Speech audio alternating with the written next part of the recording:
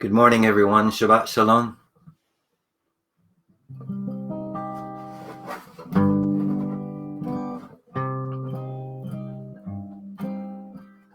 This is where you get to sing along at home and like nobody's listening, which we can't, so that's actually accurate.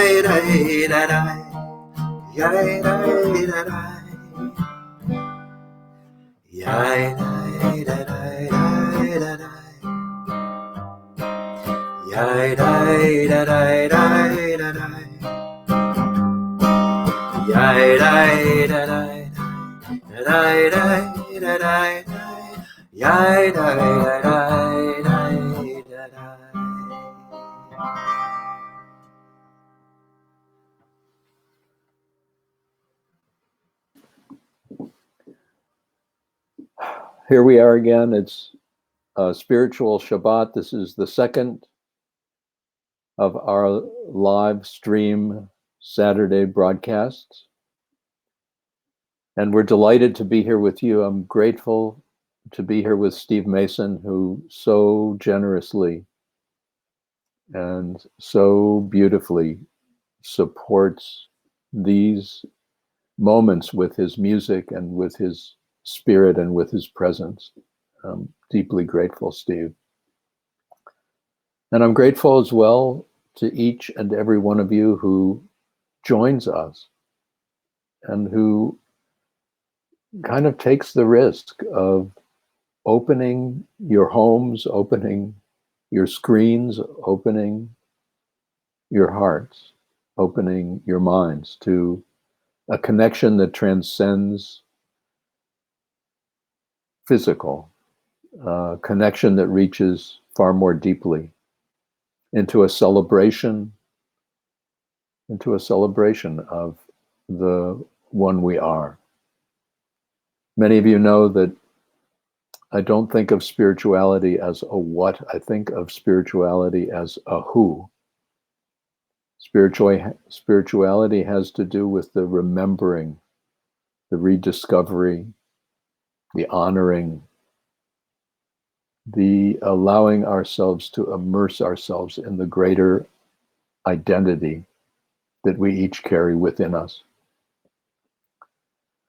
And one of the supports for such a remembering, one of the supports for such a letting go is called Shabbat, the Sabbath.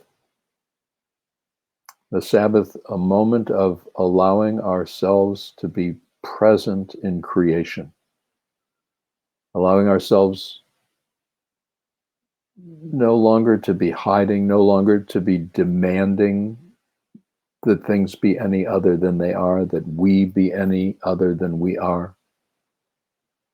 Traditionally, Shabbat is seen as a time of prohibiting labor, prohibiting work.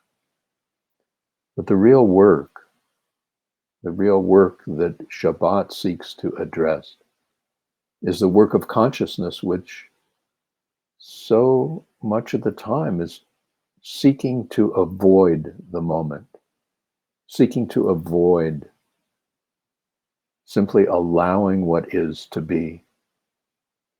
So much of our energy spent in resistance, so much of our energy spent in avoiding or trying to avoid.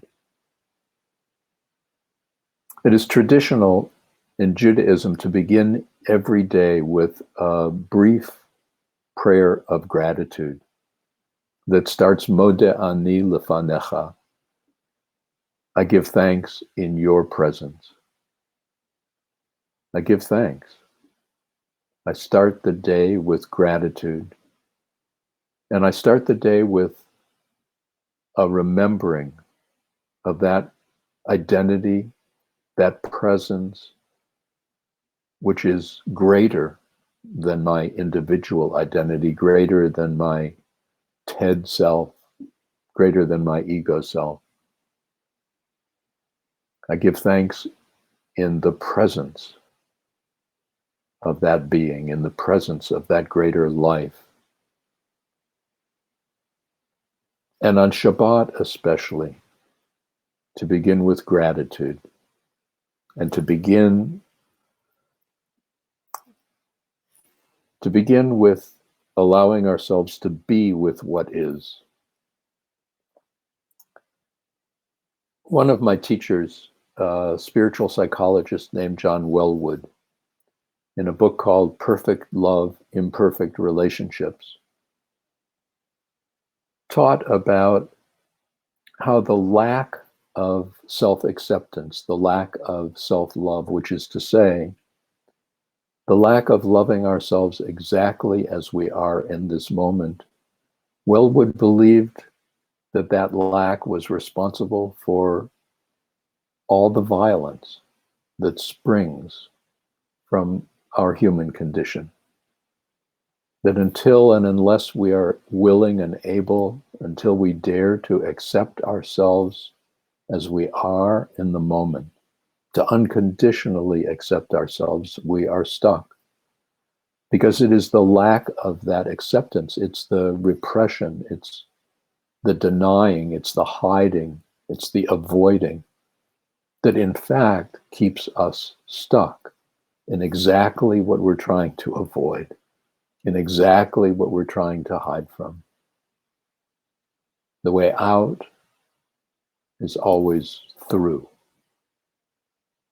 The doorway opens in the midst of what is.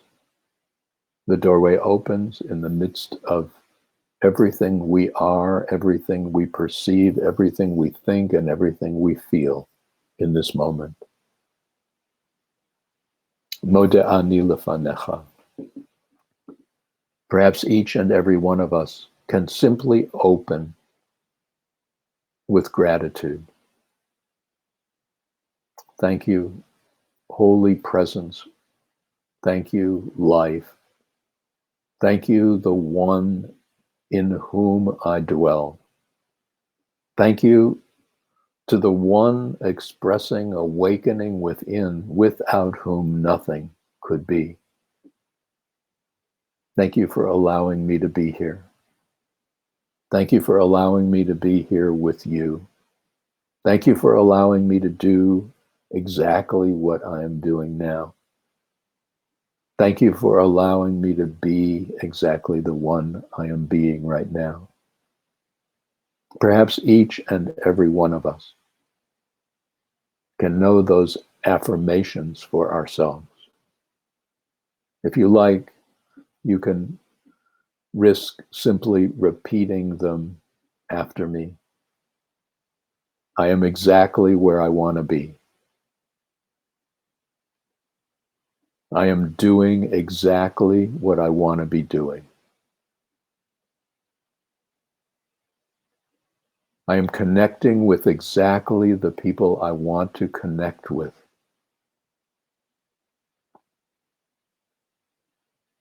And I am exactly the one I want to be.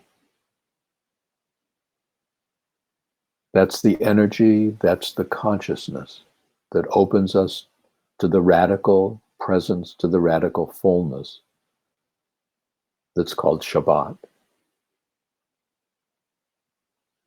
Steve Mason has a song for such a moment. It's called Here Now. Here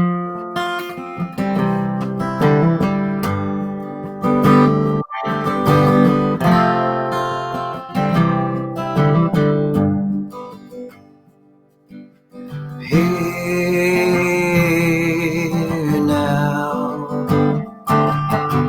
here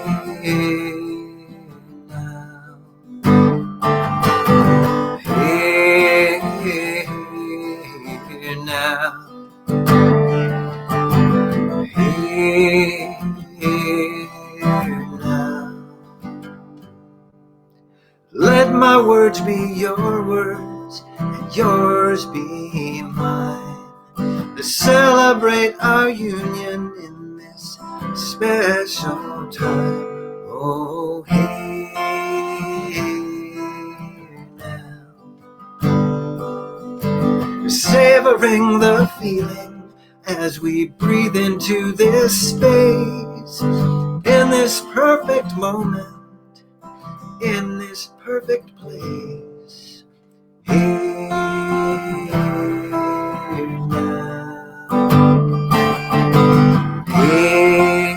here now, word of grace, celebrate, blessed vow. Here now, let's enjoy the miracle that brought us here somehow, dissolving any obstacle from being present here and now. Oh, here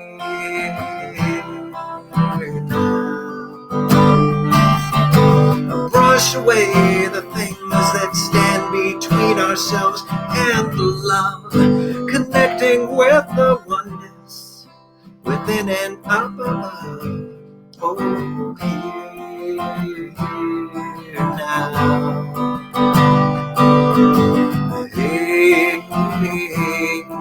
here now. Well, it's a world of grace, and let's celebrate blessed vow. Here now, now, step into the selflessness our hearts will allow, taking in the timelessness with just this simple vow. Here now,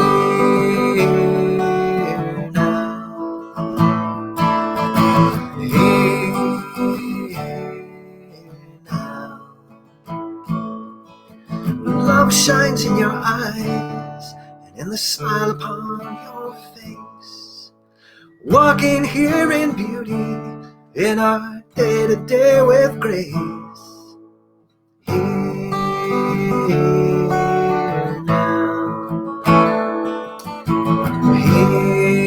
here now,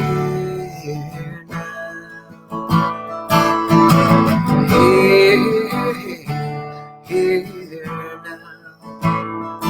oh, here now.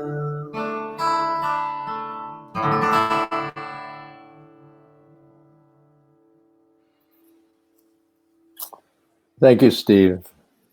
You're welcome. Somehow, no matter what the focus turns out to be for Spiritual Saturday, you have written exactly the songs that are not only appropriate but support the energies that we share, and I'm very grateful. Thank you. I suspect you didn't quite have working with a rabbi in mind when you wrote those songs or when you recorded those songs, but I'm very grateful. This rabbi is very grateful. Me too. Yeah. Too. Thanks. The here and now that we find ourselves in is really such a radically different here and now. And one of the realities of being human is that this, not for the first time, have we found ourselves ripped out of our context, ripped out of all the identities, all the activities, ripped out of the territory that we had grown accustomed to, whether we were happy, whether we were unhappy, whatever was the case. In the Jewish calendar, we are a little more than a week out of the enslavement of an ancient Egypt. Now, most of us don't actually relate to that specific historical event of over 3,000 years ago. But we respond to and we relate to the reality that it reflects. The reality of enslavement and the discomfort of leaving that enslavement. We are enslaved in all kinds of ways. Normally, we think we're enslaved to something in the outer world. Somebody makes us do something, or we are inhibited from doing something. But the ultimate enslavement, of course, happens on the inside. The ultimate enslavement is the ways in which we confine ourselves by our conditioning to our expectations, and most completely to the attempt to avoid that which we fear, to the attempt to control our behavior, to satisfy others, to somehow fit in, to somehow be able to feel okay. In that ancient time, the mythic universal time, we're seen as coming out of a place of enslavement and entering a wilderness. And in the wilderness outside of enslavement, everything falls away. It's almost like a plague in itself. It's like the days we are living through now, where for most of us, our lives are radically changed. That which we had been counting on has been ripped away. The people we're normally with, the exchanges we normally have, the distractions in which we are normally engaged.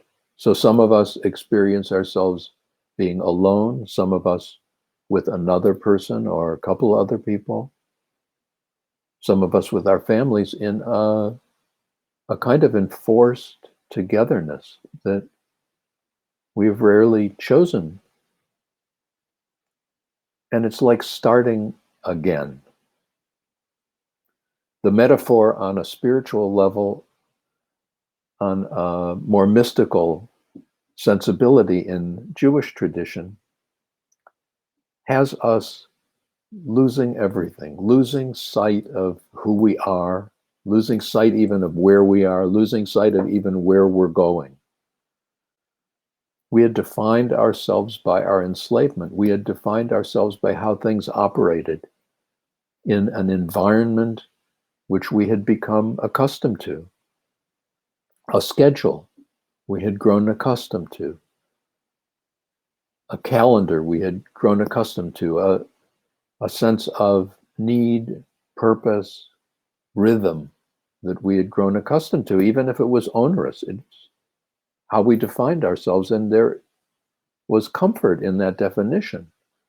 So we think we want to get out of it, but as soon as we get out of it and we find ourselves stripped of the constructs that we had accepted, that we had created to somehow give definition to ourselves and some kind of predictability and some kind of regularity,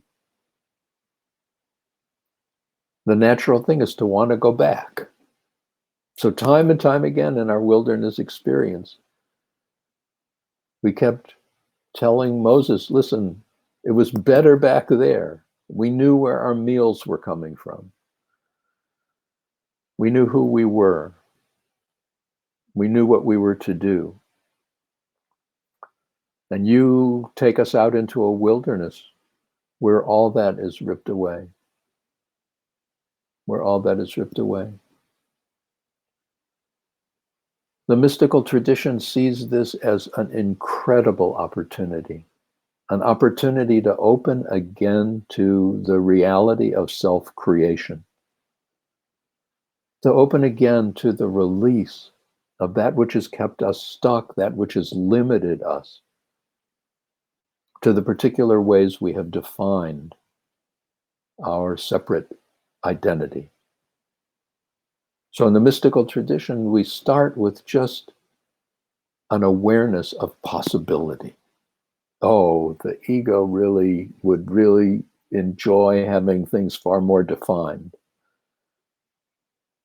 But out of the trap of enslavement to our conditioning, to our self-definitions, to our predictability, to our limitations, comes a radical awakening, a possibility of awakening to radical possibility.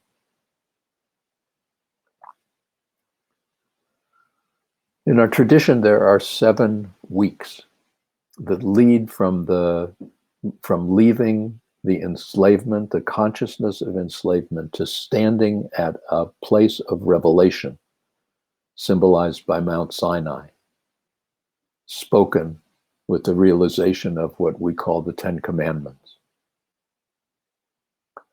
The mystical tradition sees these 7 weeks as a time of preparation, as a time of allowing ourselves to accept, to create a definition of ourselves far more open and far more permeable and far more connected with far greater possibilities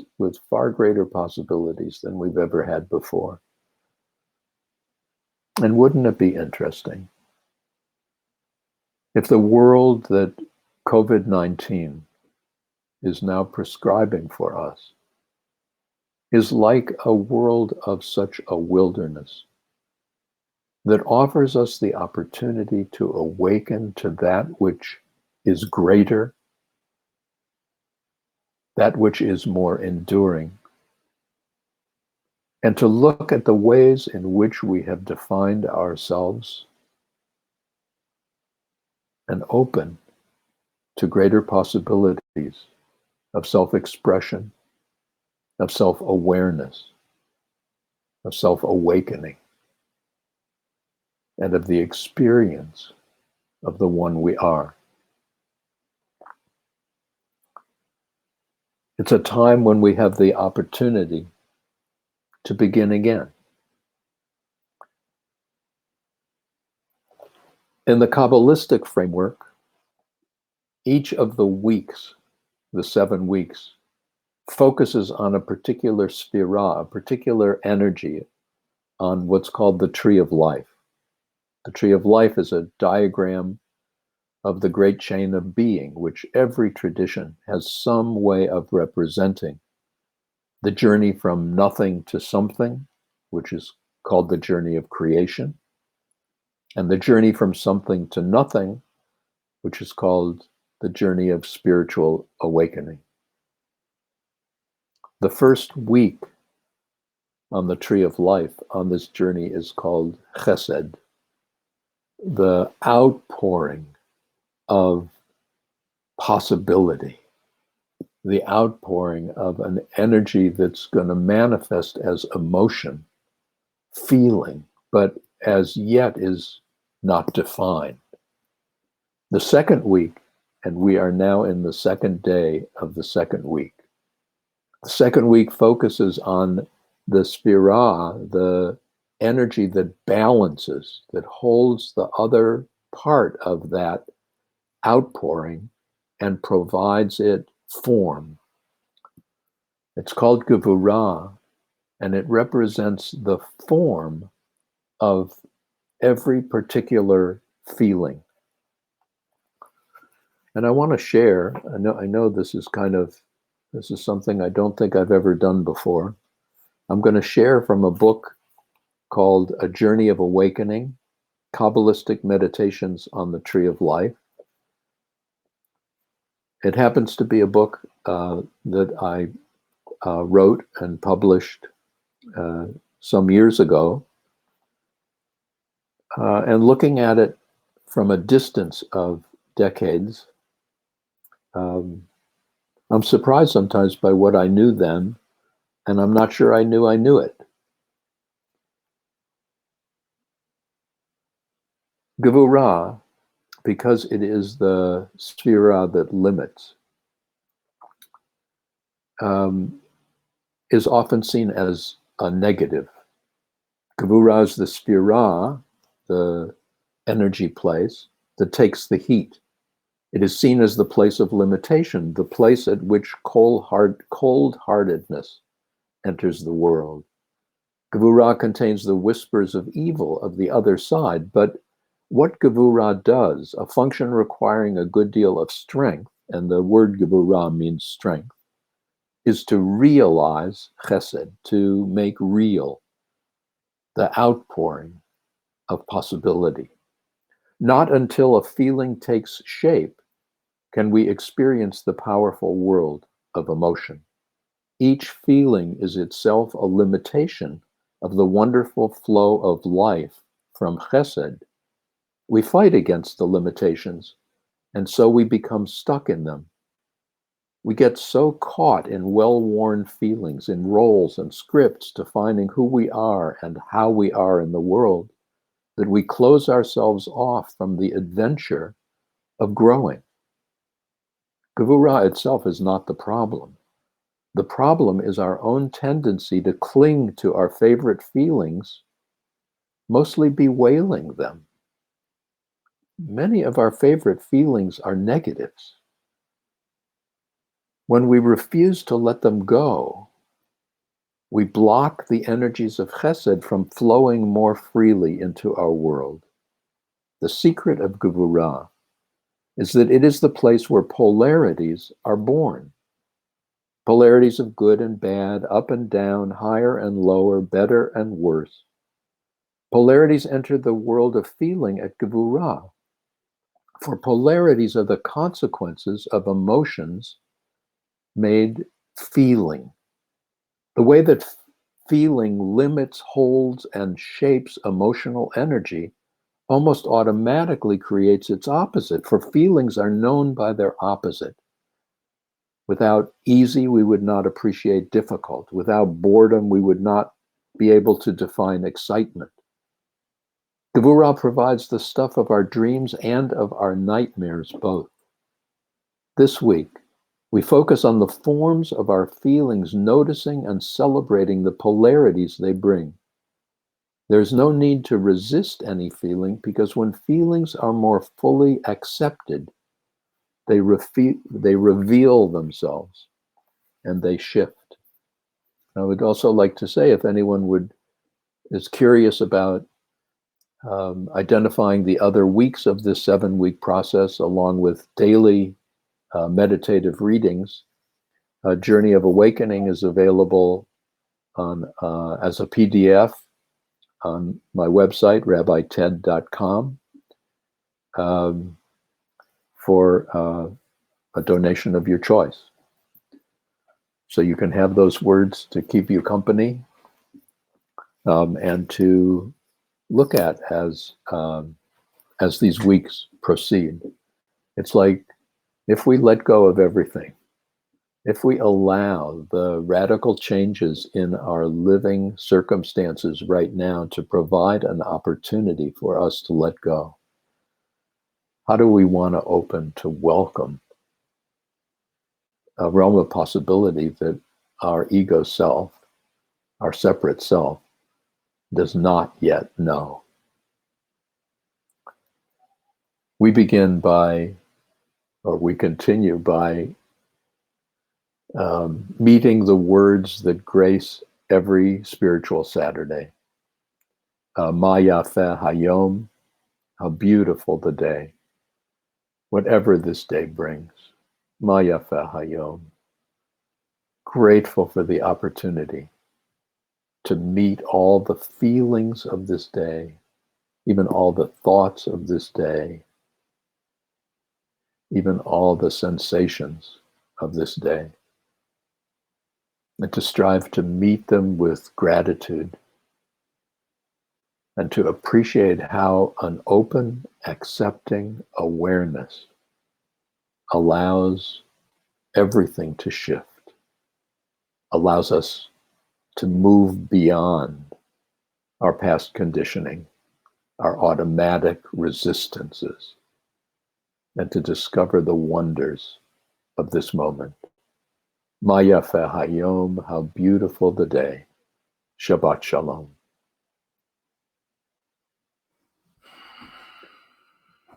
That's a cue for Steve. There you go.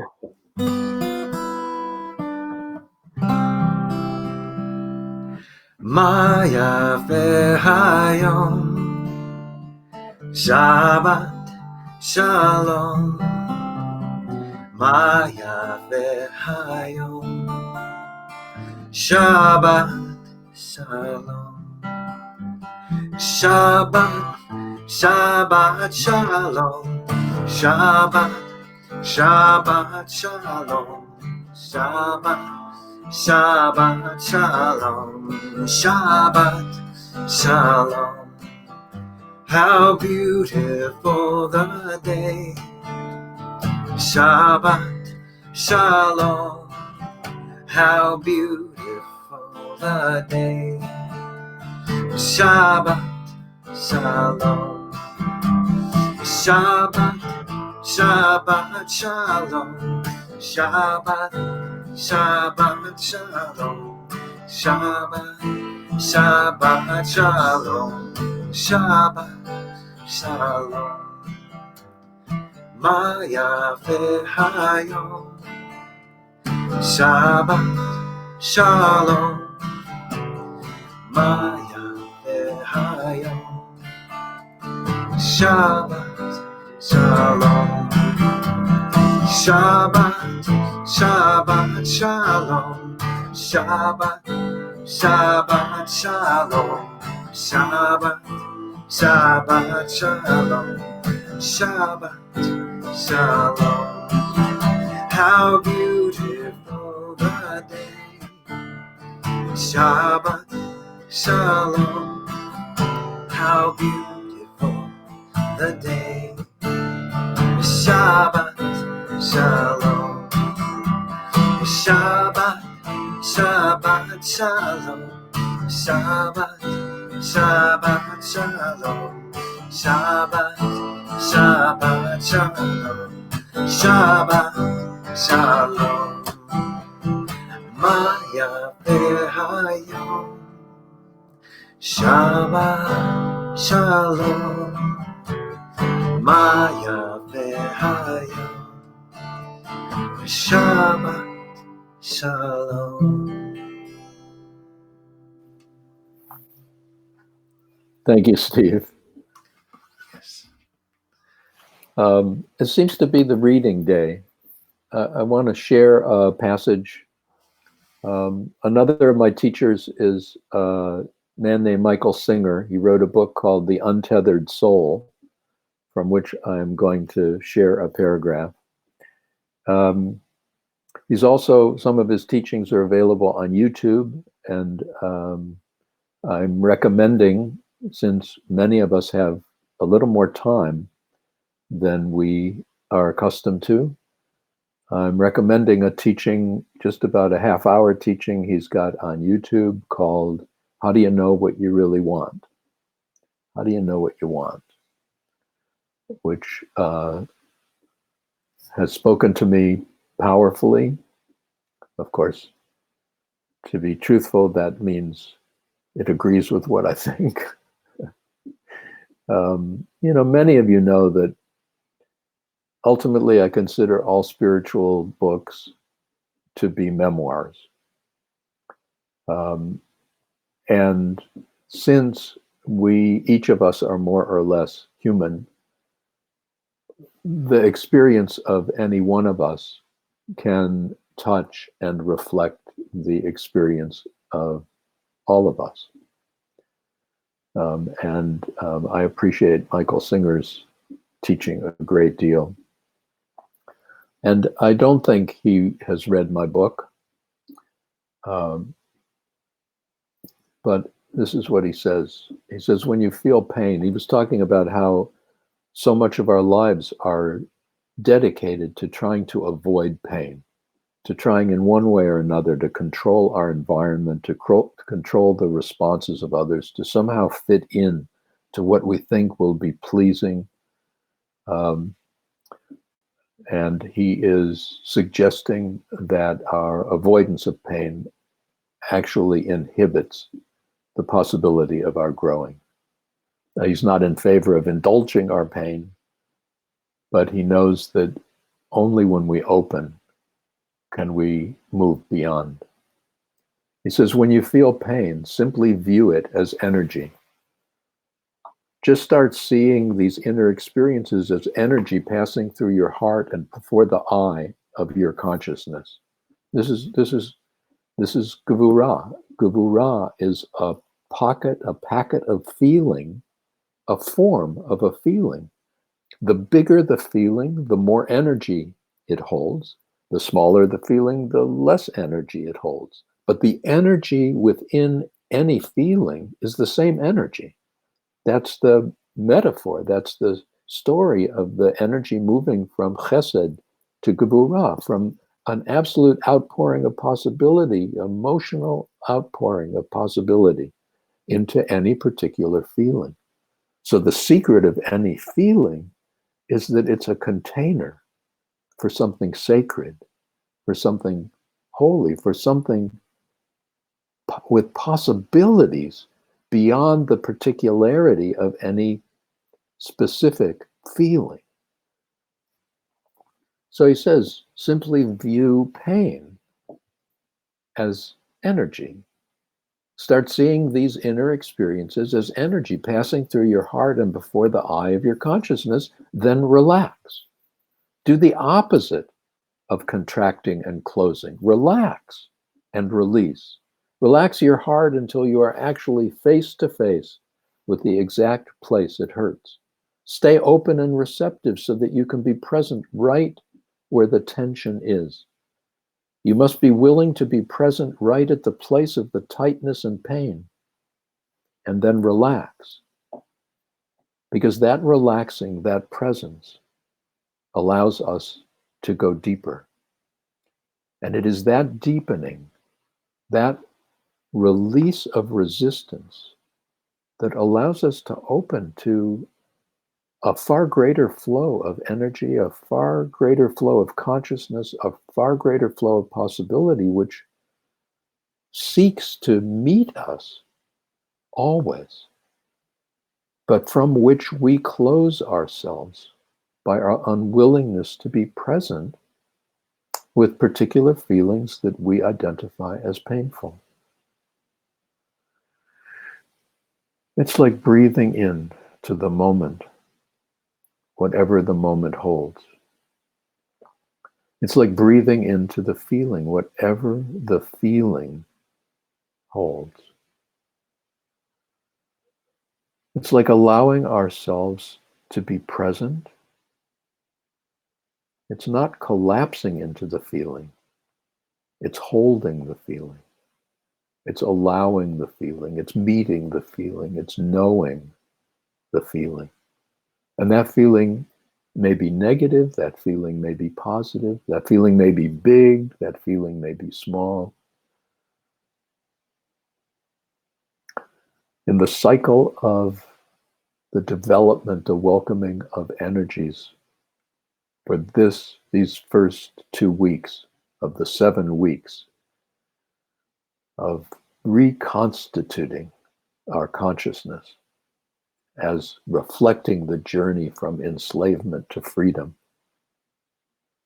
we focus on feelings. These are the weeks of focusing on feelings and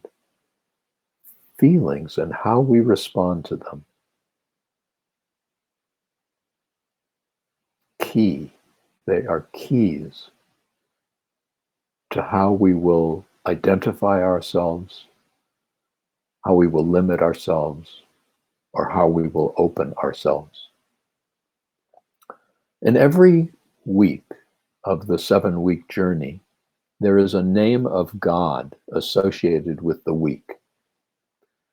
The name of God associated with this second week and the focus on Gevurah, the focus on the form of feelings, the form of emotional energy, form containing emotional energy, the name of God is Elohim. Elohim is normally translated God. But it's an interesting word because it's actually a plural form of a noun. The singular form is Eloah.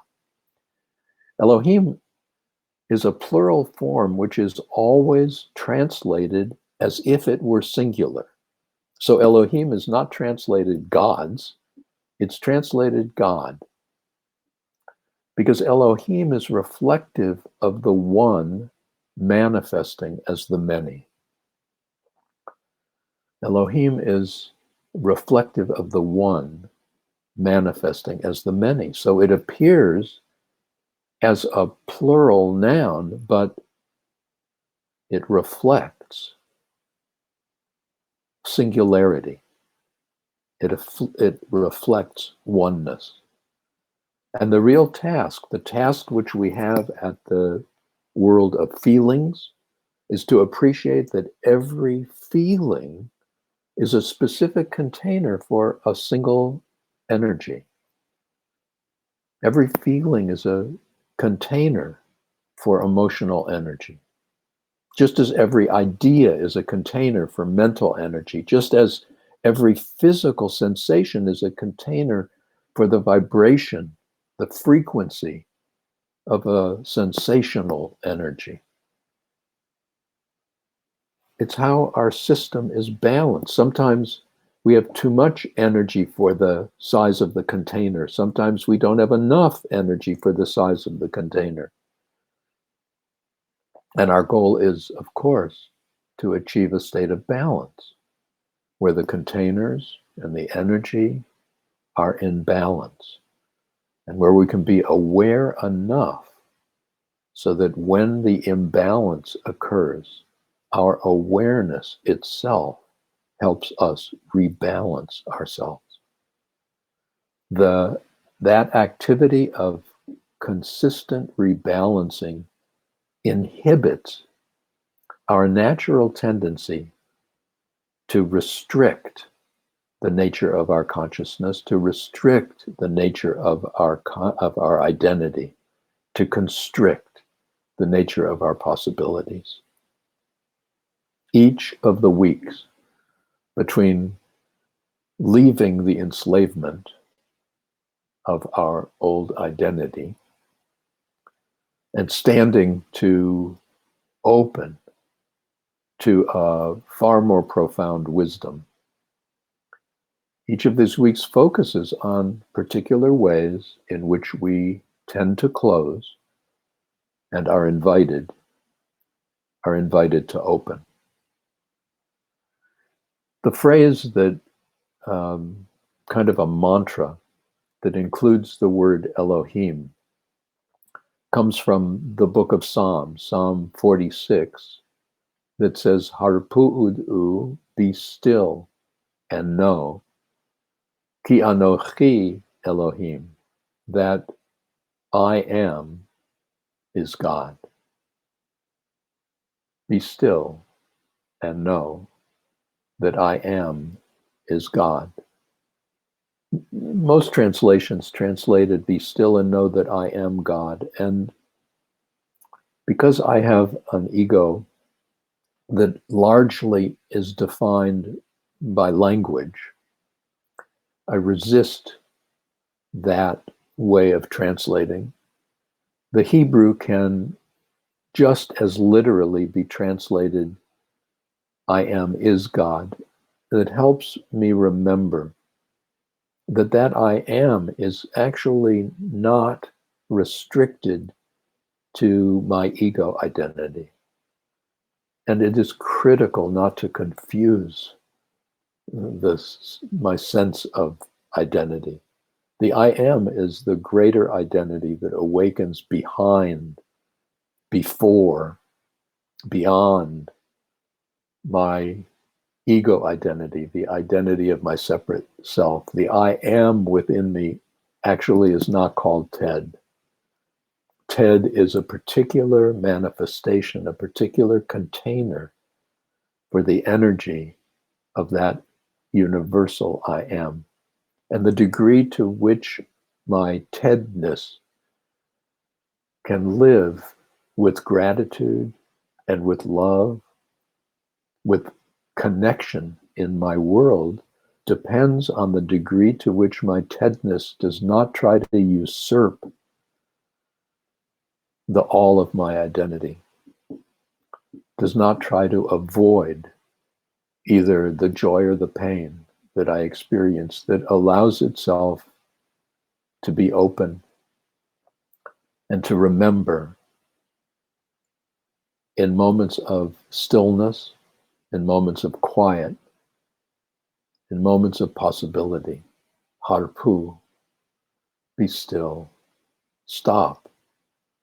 Stop whatever you've been doing. And this is just as if our environment itself has said this to us. Harpu, stop. Stop running around, stop flying around. Stop this gathering, that gathering. Stop hiding. Stop hiding from yourself. Stop hiding from each other in the physical distancing. Welcome the possibility to find yourself, to re-find yourself, to remember yourself. Harpu udu, be still and know. The Hebrew word yada, udu, and know is a visceral knowing. It's not just an intellectual knowing. It's a knowing that is so certain and so clear. It's not an arguable knowing. It's a present awareness. It's a present awakening. I am. Anochi, the greater I, is God. The greater I is a shared life. The greater I is the presence awakening within each and every one of us. I'd like to invite you now, if you feel comfortable, to allow your eyes to close. If not, simply sit and take a breath and notice if there's any tension in the body, or notice if there's any stress, and bring it in with that breath. And as you exhale, imagine just releasing.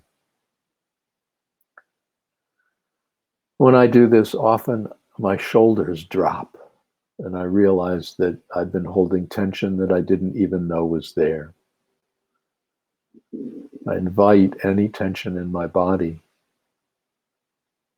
to be brought in through my breath as I inhale. And I invite any tension in my body to simply release as I exhale. There's no fight, there's no need, there's an invitation to allow the breath to do naturally that which the breath does.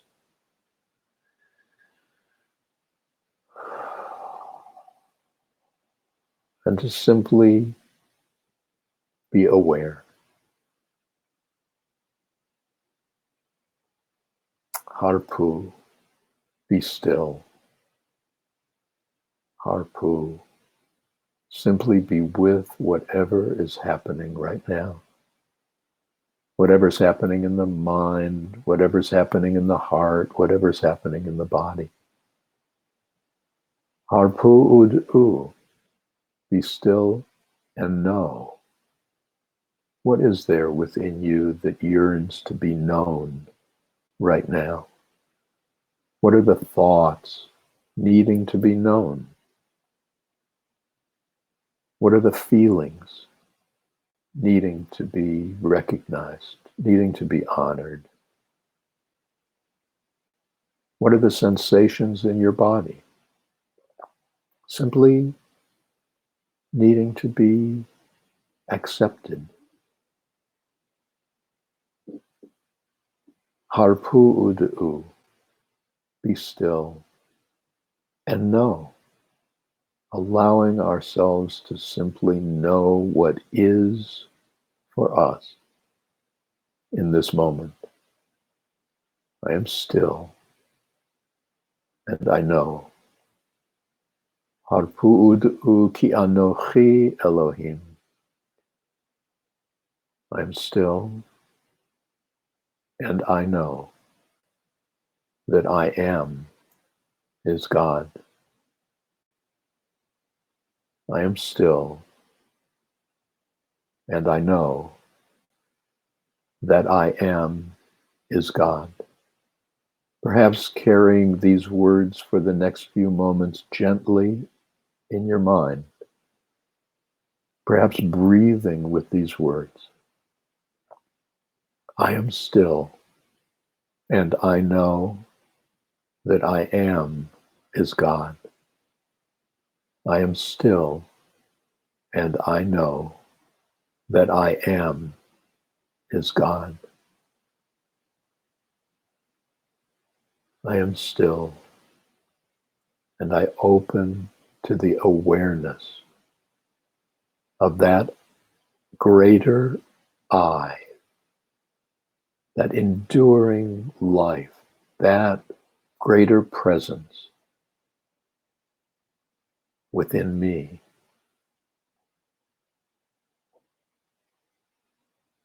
I am still and I know that I am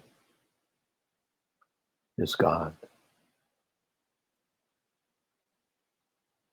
I am still and I know that I am is God. I am still and I know that I am is God.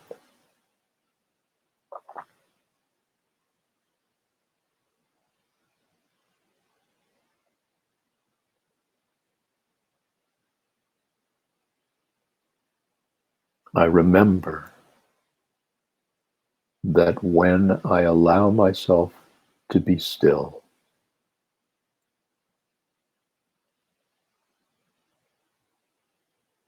I remember that when I allow myself to be still, I remember that I know the I am awakening within me.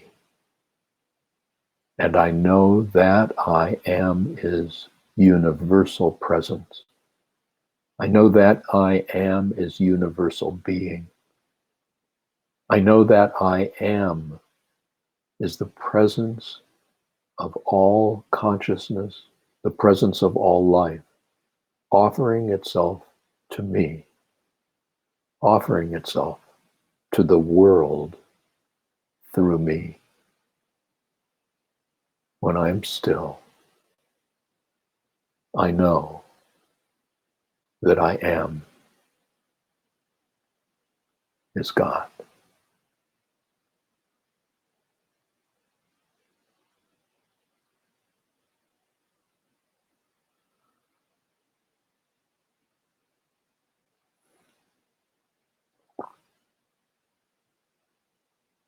Perhaps it's a practice each and every one of us might enjoy through the days which are now offered us for a sacred re-examination, rededication, a greater expression in our particular circumstance, in our particular environment, in our particular body, in our particular mind, in our particular body of the greater one we are. The song from Steve Mason is called Renew. That's another gentle cue.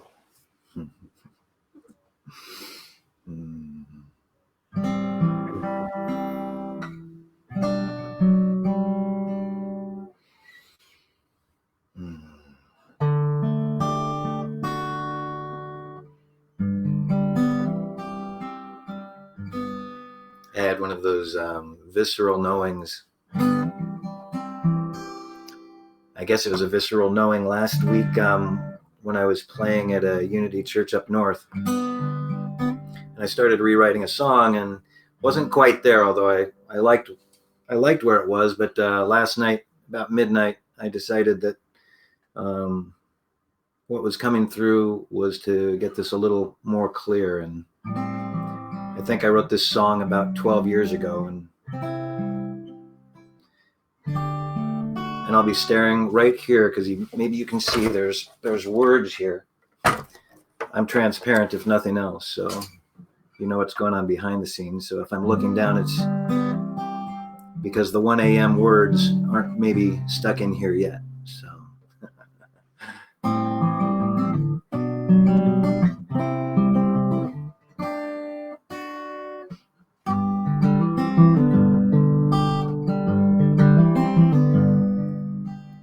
here we are in the springtime of the year. We navigate this new world, try to set aside some fears.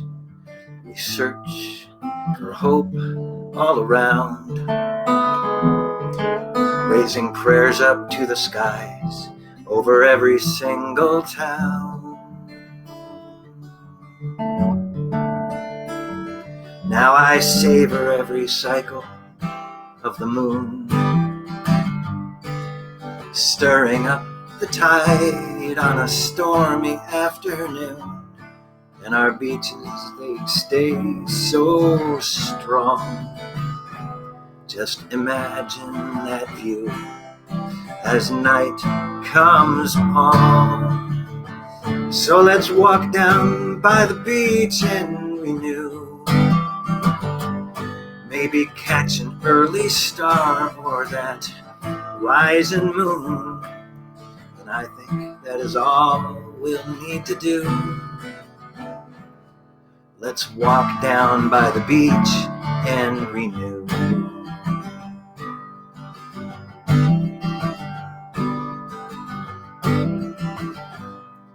Well, this here is the time of our lives. Oh, we can thrive or simply survive. Oh, but never throw it all away. Instead, let me hold you in my heart. Oh, my friends, oh, I'll hold you in my heart and renew. We can glow from our souls in whatever little room. And I think that is all we'll need to do. Let me hold you in my heart. Make one out of two.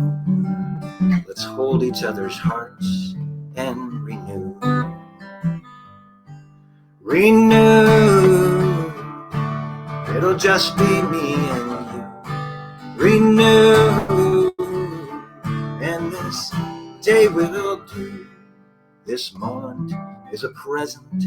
It'll only take a few. Let's hold each other's hearts and renew. Let's hold each other's hearts and renew. We can glow from our souls in whatever little room. I think that's all we'll need to do. Let me hold you in my heart. Make one out of two. Let's hold each other's hearts and renew. You can hang on to me. I'll hang on to you. Let's hold each other's hearts and renew.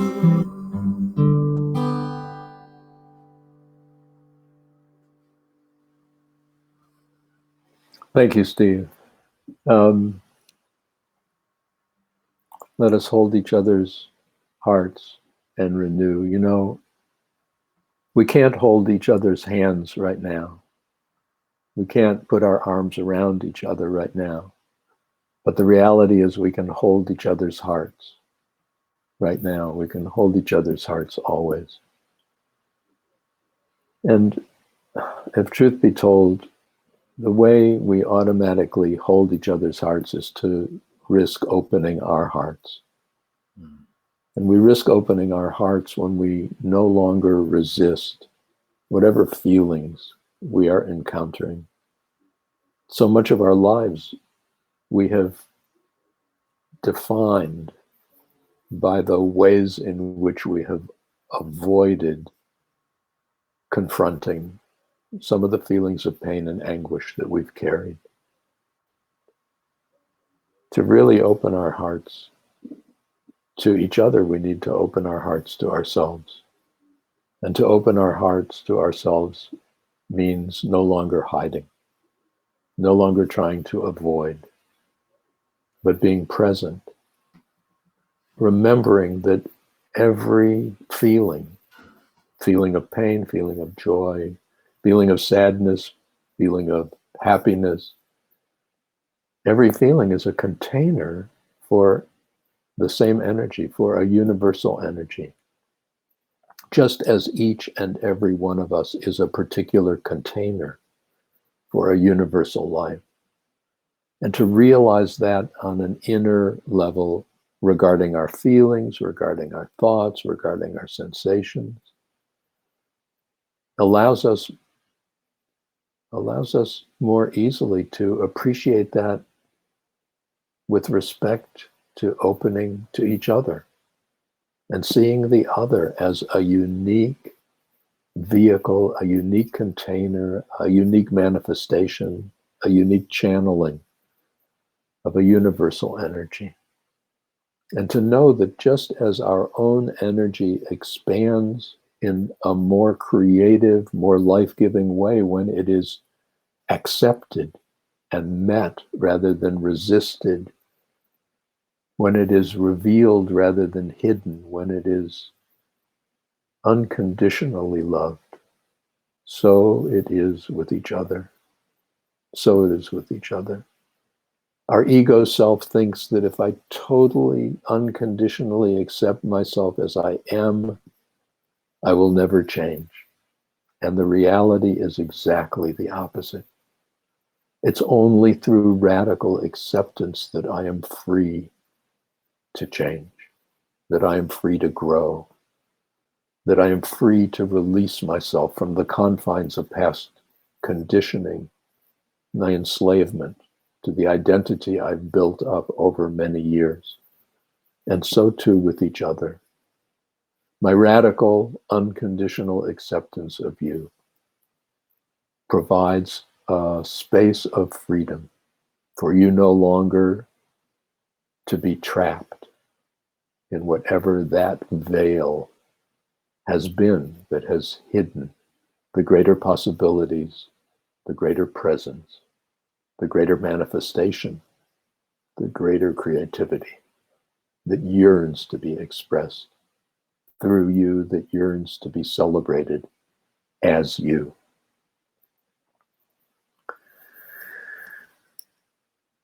Wow. So I had titled this Spiritual Saturday can we celebrate our separateness, moving from lonely to alone to all one? It's of course a play on words, but it's a play on identity. Lonely is a feeling. I don't think there's any one of us that doesn't know that feeling. And certainly in this day of physical separation, perhaps the feeling of loneliness arises more frequently, arises with greater anguish.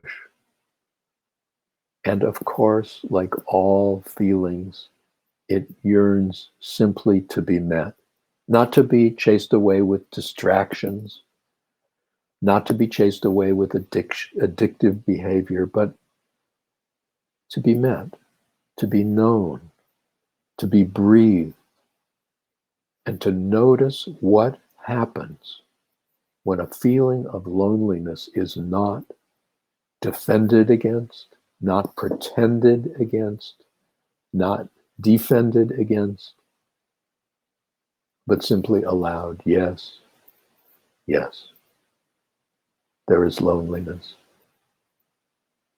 And I breathe into that. And I notice what happens. Because as I accept any feeling, it shifts. Awareness itself is the greatest healer. So that lonely translates to alone. I am alone. I've always been alone. I will always be alone. In my mind, I am alone. In my body, I am alone. In my feelings, I am alone. I could share my thoughts. I could share my sensations. I could share my feelings, but they're mine. They're mine. And that's not bad. That's the reality of what it's like to walk a universal consciousness into a particular vehicle, into a particular life. I want to celebrate the feelings that I am walking, the thoughts, the sensations. I want to celebrate them with fuller awareness and with greater acceptance, so that my aloneness automatically translates into all oneness. Because the one who is alone,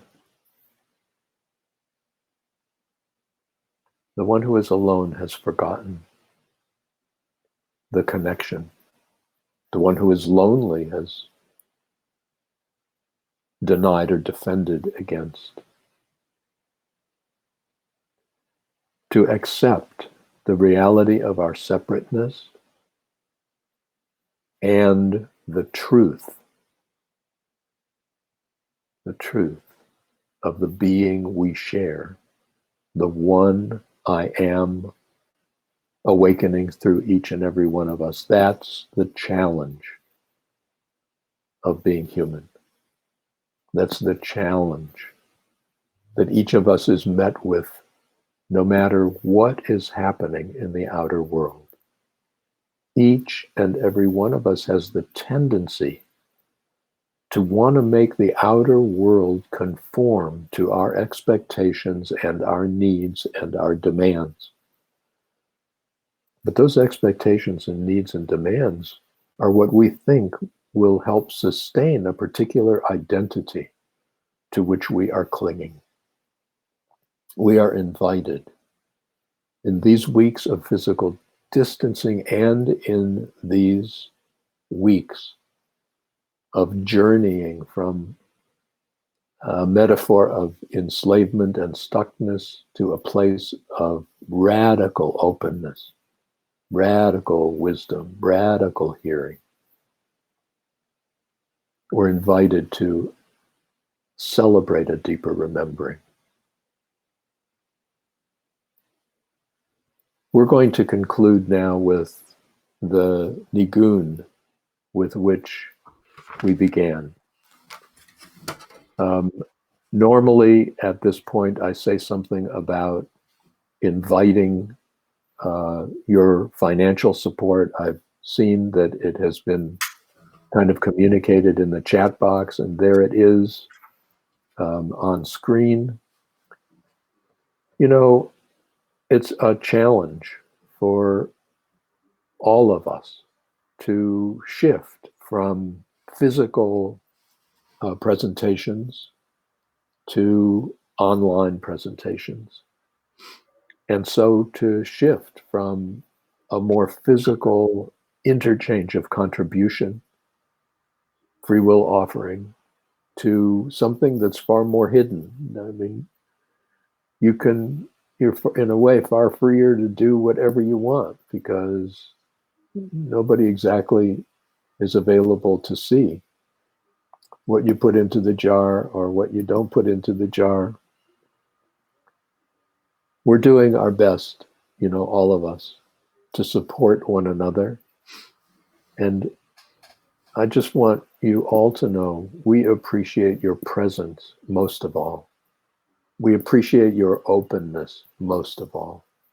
And for those of you who are able to share an appreciation financially, we're just delighted. But that is not the criterion of welcoming you and participating with you. Tomorrow I get an opportunity to speak again at Unity in Lynnwood.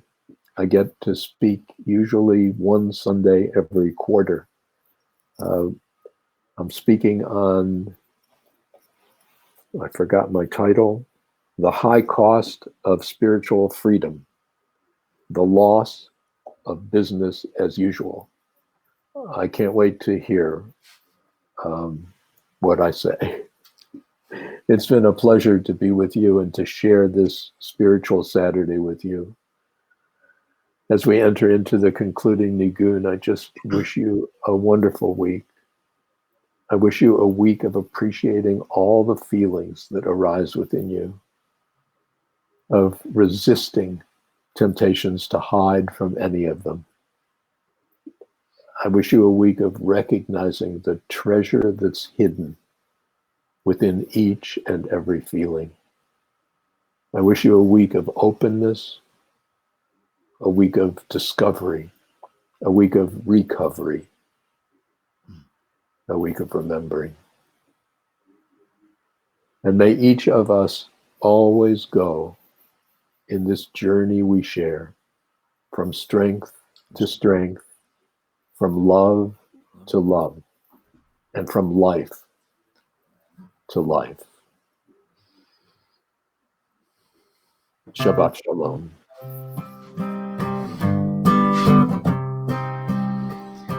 Yai dai da dai dai da dai. Yai dai da dai dai da dai.